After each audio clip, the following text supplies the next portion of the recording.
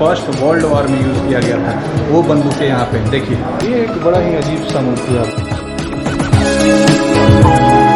बिहार में डायनासोर का बच्चा भी मिला था, देखिए। ये म्यूजियम का आंगन है। बिहार में टाइगर मिलता है और बड़ा ही मनमोहक सा, बड़ा ही रिलैक्सिंग, और ऐसा लग रहा है जैसे हम पुराने ज़माने में चल गए। मौर्यन एम्पायर का है, 321 BC का। पटना के आकाश में चारों तरफ से घेरते जा रहे हैं और बड़ा ही सुंदर सा माहौल बन रहा है। चलिए अब चलते हैं यहाँ पे अंदर।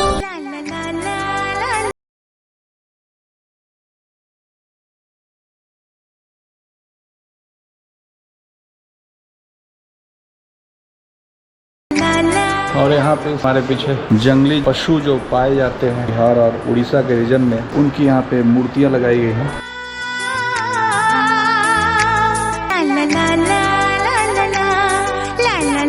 ये एक बड़ा ही अजीब सा मूर्ति आप देख सकते हैं मेरे पीछे। बिहार में डायनासोर का बच्चा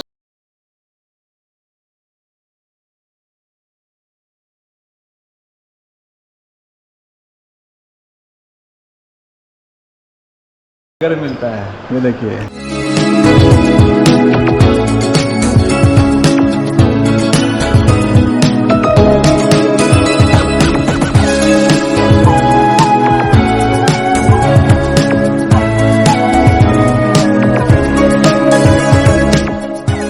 और ये जो आप हमारे पीछे देख रहे हैं, इसको बोलते हैं चित्र मृग। ये एक बहुत ही दुर्लभ प्रजाति का हिरण होता है। इसके नाक के दोनों ओर आप देखेंगे आंखों के नीचे तो लगेगा एक और आंख है, गौर से देखिए, है ना। और यहाँ पे विभिन्न प्रकार के पक्षियों के यहाँ पे मूर्तियाँ लगाई। मूर्तियाँ मैं आपको बताना चाहूँगा, ये मूर्तियाँ वो मूर्तियाँ नहीं हैं, ये रियल के जो पक्षी थे, जब उनकी मृत्यु हो गई तो उसमें कुछ भर के और उनको वो मूर्ति का रूप दे के और यहाँ पे सजा के रखा गया है। ये है बाज भैया, ये भी बाज भैया है। ये है कोयल, कोयल कोयल सी तेरी बोली। ये है चील, ये है उल्लू भैया, और ये है श्रीमान कौआ जी, ये ग्रे कोयल है।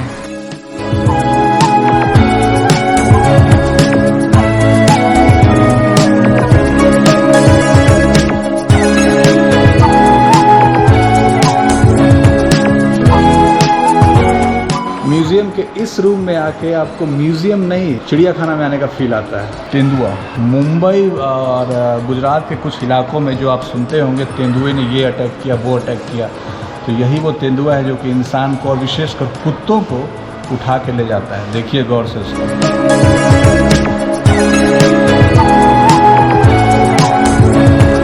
डरे नहीं, अभी मरा हुआ है, अभी सिर्फ मूर्ति है उसकी।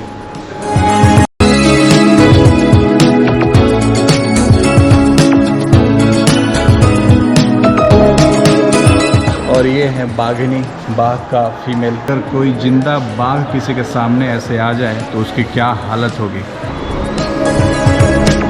ये है जंगली भैंसा। सांड जो है जंगलों में झुंड में रहते हैं और कभी कभी ये शेर और बाघ पे भी भारी पड़ जाते हैं। चलिए अब चलते हैं दूसरे कक्ष की ओर।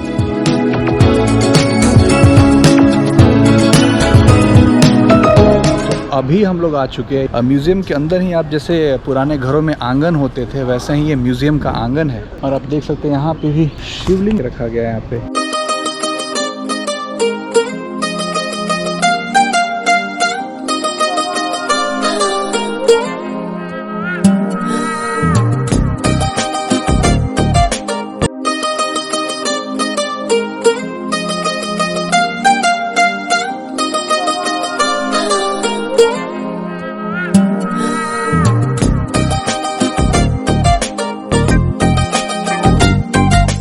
तो ये जो हमारे पीछे आप ये जो भव्य महल देख रहे हैं, यहाँ पे इसको लोकल लोग जादूघर के नाम से भी जानते हैं।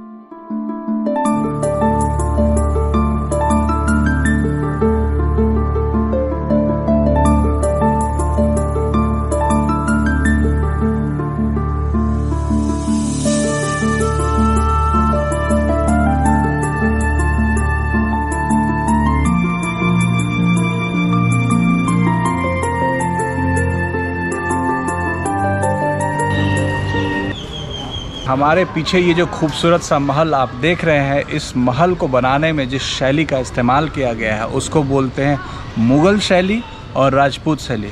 जी हाँ, आश्चर्य मत पड़िए, दोनों शैलियों का मिश्रित रूप है पटना का म्यूज़ियम। और बड़ा ही मनमोहक सा, बड़ा ही रिलैक्सिंग, और ऐसा लग रहा है जैसे हम पुराने ज़माने में चल गए और वो जो हम जयपुर के महलों में हमें जो फील आया था वो वाला फील भी पटना के पटना म्यूज़ियम में आ रहा है।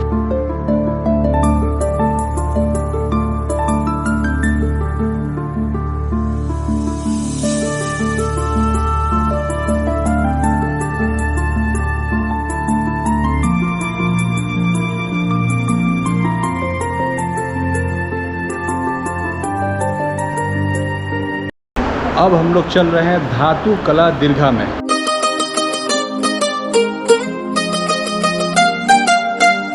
ये है धातु कला दीर्घा, यानी कि जो मेटल की जो मूर्तियां होती हैं जो पुराने ज़माने की हैं उन्हें यहाँ पे संजो के रखा गया है। देखिए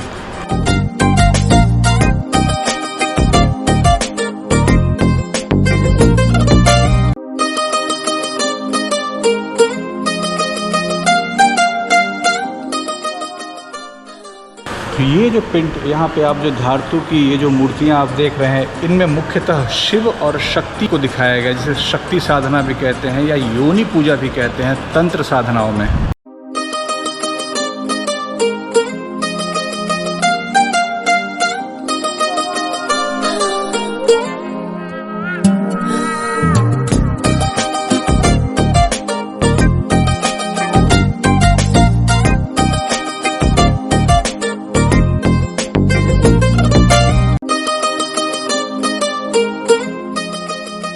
हमारे पीछे ये मूर्ति है गरुड़ जी की। रामायण में आपने जरूर सुना होगा गरुड़ महाराज, उन्हीं की ये मूर्ति है।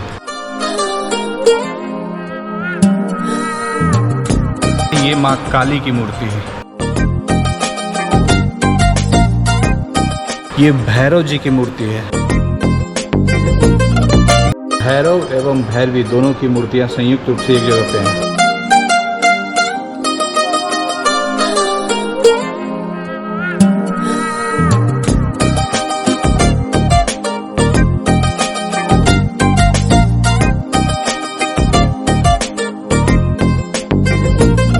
चलिए अब चलते हैं आगे की ओर। अभी बहुत कुछ बाकी है यहाँ पे। पटना म्यूजियम भी बहुत बड़ा है, बहुत बड़ा। अब हम लोग चल रहे हैं सज्जा कला और अस्त्र शस्त्र वाले घर में। अस्त्र शस्त्र घर का मतलब हुआ पुराने जमाने के जो हथियार होते थे, राइफल, बंदूक, गोली, बम जो होता था ना, वो सब यहाँ पे रखा गया है। साथ ही साथ डेकोरेटिव जो आइटम्स होते थे पहले जमाने के, उन्हें भी यहाँ पे रखा गया है। चलिए आपको दिखाते हैं। ये जो कलाकृति आप हमारे पीछे देख रहे हैं इसे जावा से प्राप्त किया गया है और ये लकड़ी से बनाई गई है।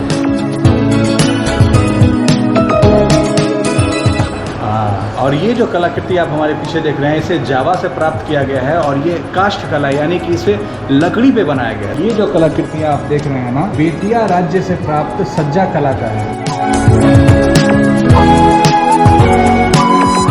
ये सारी चीज़ें जो आप देख रहे हैं, ये ऑलमोस्ट सारी चीज़ें जो ये लेफ्ट साइड में है, इन्हें बेतिया राज्य से प्राप्त किया गया था।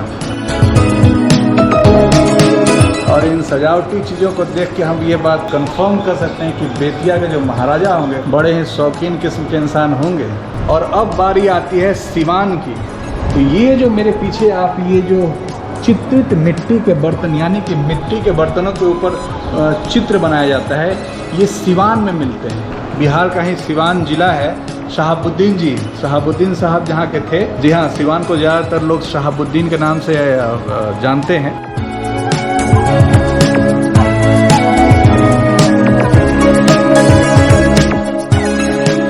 ये है कट ग्लास से निर्मित फूलदानी और हुक्का फर्शी।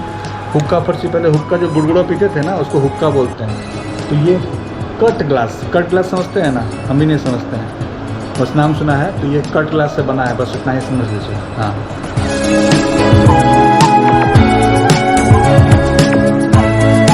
अब हम लोग चल रहे हैं चित्रकला दीर्घा में। यहाँ पे विभिन्न तरह के फोटोज को यहाँ पे सजा के रखा गया है। ये देखिए भित्ति चित्र, भीमबेटका, मध्य प्रदेश। ये जो कला है इसको बोलते हैं भित्ति चित्र। ये भीमबेटका जो कि मध्य प्रदेश में है वहाँ पे पाया जाता है। उसी का यहाँ पे चित्रकारी करके ये मूर्ति बना के उसको दिखाने की कोशिश की गई है।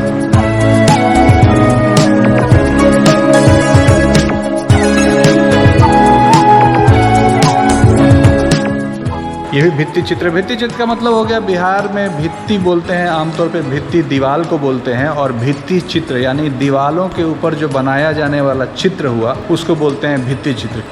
ये जो चित्र आप फिलहाल देख रहे हैं यहाँ पे, ये भित्ति चित्र है कौआ कोल, जो कि नवादा जिला बिहार राज्य में मिलता है।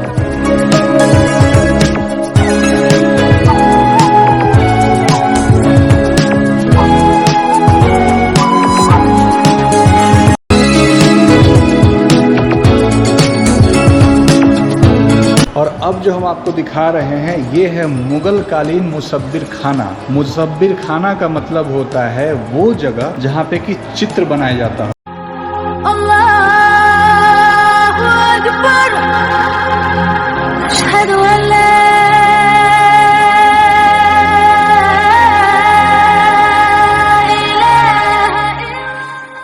अब जो पेंटिंग आपको हम दिखा रहे हैं राजस्थानी चित्रकला शैली, राजस्थानी स्टाइल में इन पेंटिंग्स को बनाया गया है। देखिए।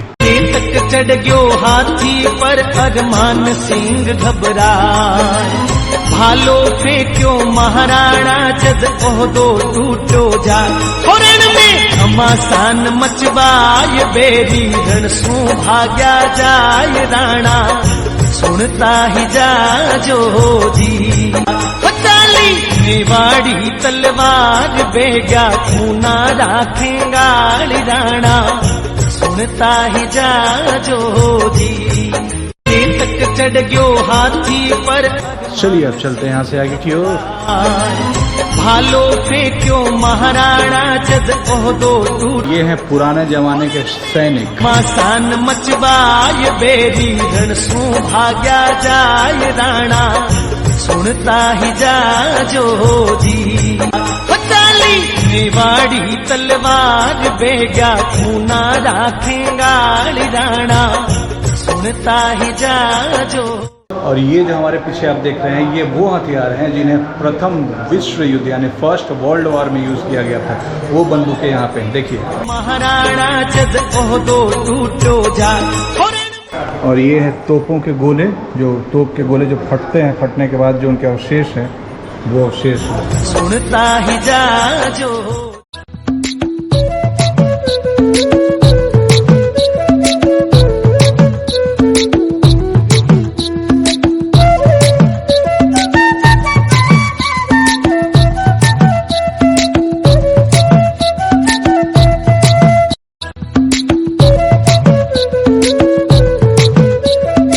और अब हम लोग चल रहे हैं पाटलिपुत्रा दीर्घा में, आइए।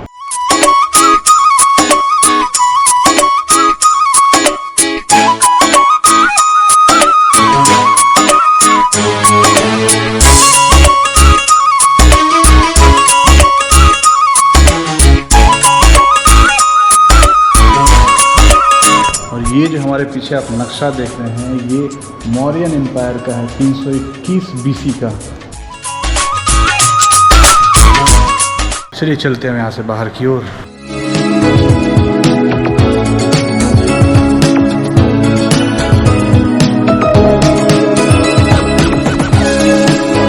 और यहाँ पे बड़ा शांति सा है, बहुत ही शांत, डरावना सा।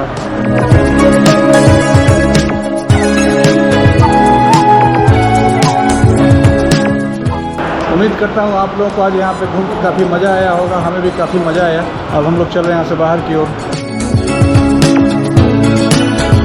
तो यही था पटना म्यूज़ियम। यहाँ पे आके एक पुराने ज़माने का जो फील होता है वो पुराने ज़माने वाला फील यहाँ पे आता है। और अगर आप बिहार म्यूज़ियम में जाएंगे तो वहाँ पे एक मॉडर्न फील आता है और यहाँ पे ऐसा लगता है जैसे हम इतिहास के पन्नों में वापस चले गए हों। तो यही था हमारा आज का पटना म्यूज़ियम का ब्लॉग। उम्मीद करता हूँ आप लोगों को आज हमारे साथ पटना म्यूज़ियम घूम के काफ़ी मज़ा आया होगा। मुझे नहीं पता आपको इतिहास पसंद है या नहीं, मैं पर्सनली पुराने ज़माने को बड़ा ही मिस करता हूँ यार, बड़ा ही मिस करता हूँ, सच्ची बता रहा हूँ।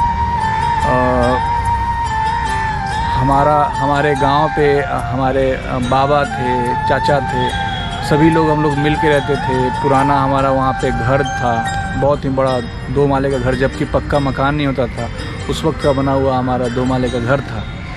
और परिवार के सभी लोग मिल के बड़े ही प्रेम से रहते थे, बहुत प्रेम से। हम परिवार में सबसे छोटे बच्चे में से हम ही थे। सब लोग प्रेम करते थे, किसी में कोई ये नहीं था, नफ़रत बेईमानी शैतानी नहीं था। और आज के समय से हमें इसलिए नफ़रत है, काफ़ी चीज़ें अच्छी हैं लेकिन आज के टाइम में हम ये देखते हैं ना, प्रेम नहीं है किसी में, इंसान को इंसान से प्रेम नहीं है, भाई को भाई से प्रेम नहीं है, चाचा को भतीजा से प्रेम नहीं है, किसी को किसी से प्रेम नहीं है। गजब सा ही ज़माना हो गया है ना।